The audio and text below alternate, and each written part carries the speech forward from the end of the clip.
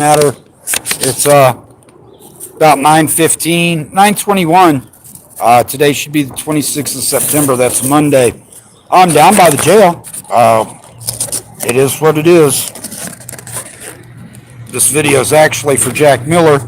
He'd asked for some videos down here. Unfortunately, I didn't come down here on my own.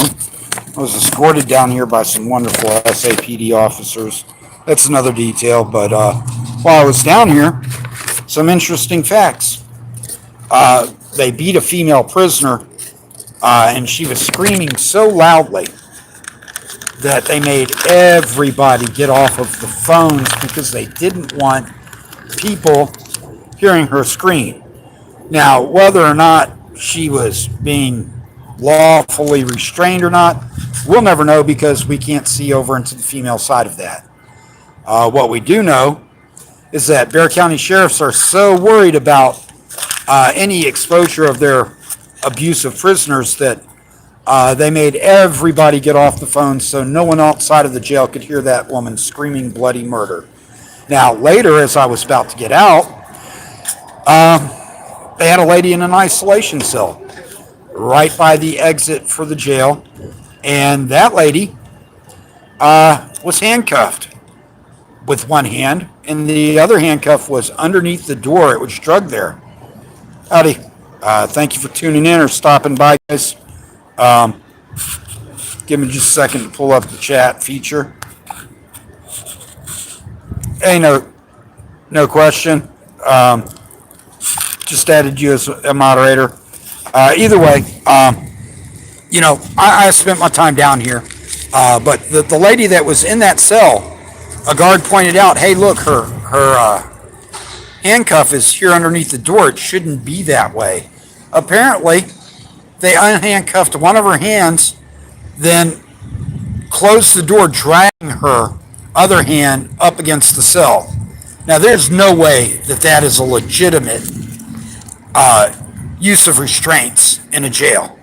What'd the guard do when they saw that? They told everybody, turn around, you're not allowed to look over here. Of course, if someone tells me, you're not allowed to look over here, I'm going to look. They open the door and free the cuff from underneath the door, and sure enough, it's attached to the lady's arm, and she's weeping. She's not being loudly vocal. Who knows how long she'd been there. But again, documenting a form of abuse. And that type of shit is outrageous. Now, the reason I'm out here now, it's 9:20, is that I got released at about 6:30, but the property room decided to keep my belt. They moved that upstairs. They release you and they tell you, oh, well, you can't come back once you leave, but they don't have all your property available. And I'm like, no, you're not going to play that. You're going to get my property down here, and if you're not going to do that in a timely manner, I'll return to get it when you get it down. They say, oh, well, we're going to do a shift change, so it'll be a little while. You may want to come back. I say, okay, I will. Part of the other issue that they had was when you get out of jail, any money you have, they want to give you back on a card that has all kinds of fees associated with it. Use the card, take out money, and you get a fee. Get a $2.50 weekly fee on it. Basically, that is illegal. They cannot force you to take that card unless it is fee-free, and that card is not fee-free. So they're sitting there telling me, oh, you have to sign this. I said, hold on, wait a second. No, I want to see the fee schedule, which they don't provide you but make you sign saying you saw. I read it. I'm like, absolutely not. Write me a check. They are required to write you a check if you ask for one versus giving you that card. Now, they can say we don't want to give you cash, and, hey, their policy today was they'll give you up to $3 in cash. I did take the $3 in cash, so if I needed to, I could catch a bus somewhere, and they still owed me $141. They said, our supervisor's not here right now. They're coming down so they can write the check. I said, okay, that's great.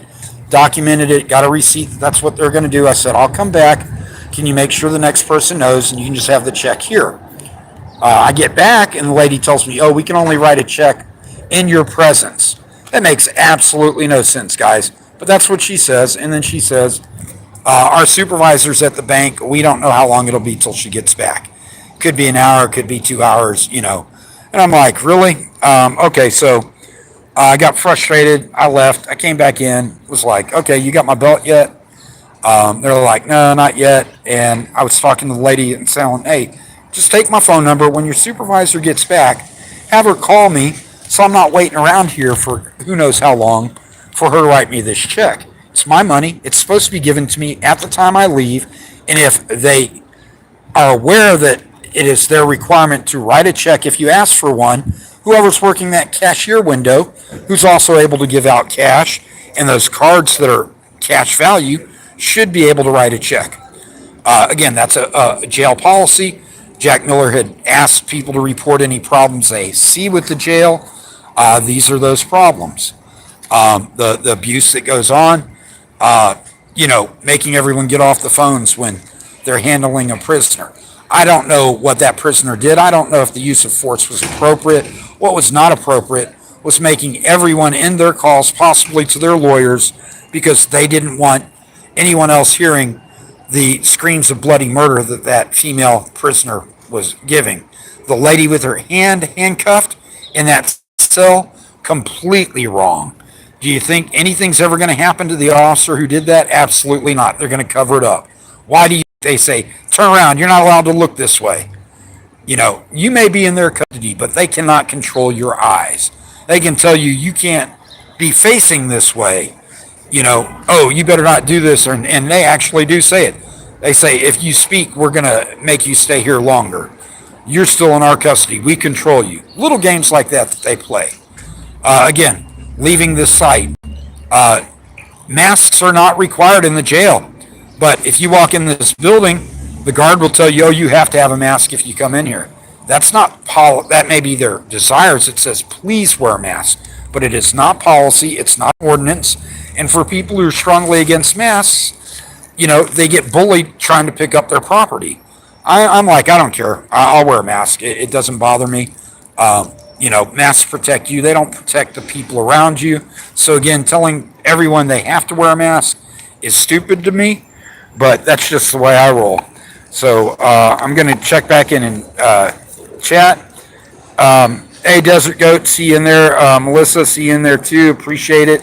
While I have this open, I'm going to go ahead and add moderators because I never have that opportunity usually on my live chats. So you guys should all have that little wrench now. I am going to log off. I'm going to take off. I'll come back when they have someone who is capable of writing a check. Again, they only trust that to a supervisor for whatever reason, but it's inappropriate. So either way, just letting you guys know, thank you for tuning in. I'll follow up on this later. Blue lies out from the county jail. I am free. I was only down here from, close to 20 hours between the SAPD and this. And again, those charges will get dismissed. But you gotta, if you don't stand up for your rights, you're gonna get screwed. On this one, I believe it was simply a miscommunication. But again, if you're being arrested, don't fight that. Don't get charges added. It is a pain to come down here, but when you get down here, don't make it difficult on the guards. They will make it difficult on you. I will say the guards were very respectful of my injury. And to that, very professional in the way they treated me. But again, I treat everyone with respect as long as they're treating me with respect. So, take that for what it's worth. And no complaints about the way I was treated other than the usual disrespects like, everybody stand up right now because someone didn't identify who they were. They treat all prisoners down here like garbage. People can sit in the intake area for up to 72 hours, but they will not let you sleep. They won't let you get comfortable. They control everything. I was fed exactly one sandwich and a small cookie from approximately 9:30 to 10 o'clock yesterday when I was interned to 6:30 this morning. They had me ready to go at 4 a.m. this morning, and they said, sit back down, we're about to feed.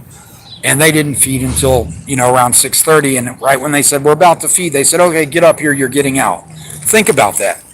They told me to sit down for 2.5 hours because they were getting ready to feed, and then they said, you're getting out, get out now so we don't have to feed you. What's that show you? That's an abuse. There's no reason for them to keep us sitting around for that 2.5 hours to be fed and then not feed us and then not have our property ready. They knew we were getting out. They had all that time to have our property downstairs and ready, but they didn't do it. Sorry, guys, again, I'll rant forever. I'm going to go ahead and log this out. You guys have a great day.